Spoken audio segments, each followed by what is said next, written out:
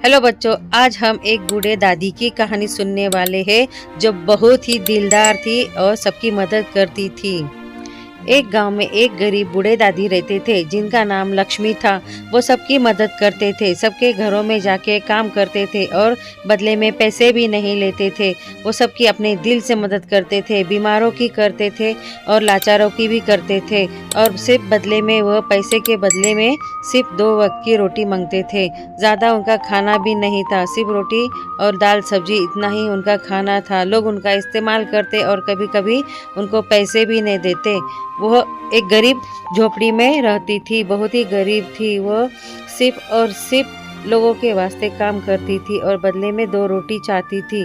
एक दिन क्या हुआ, वो अकेली बैठी थी, उतने में कुछ आवाज़ें आई। वो भागती भागती बाहर आई तो देखा कि भूकंप आया है।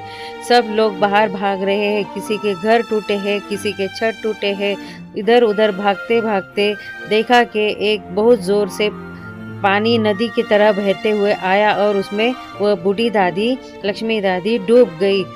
किसी ने उनको बचाया नहीं। वो पुकारती रही, बुलाती रही, चिल्लाती रही, बचाओ बचाओ, पर किसी ने उसको बचाया नहीं। और वह बहते बहते एक पेड़ के पास आ गई और झट से उन्हें उस पेड़ को पकड़ लिया और पेड़ के सहारे से वो चढ़कर उसे चबूतरे पर चढ़कर बैठ गई और बहुत खुश हुई। लेकिन किसी ने उनको मदद का हाथ नहीं दिया, न किसी ने उनको बचाया। वो खुद से अपनी मदद करके बच गई। देखिए, इस तरह से बूढ़ी दादी को किसी ने नहीं बचा, वो अपनी मदद कर दी, पर वो पूरे गांव की मदद करते फिरती थी।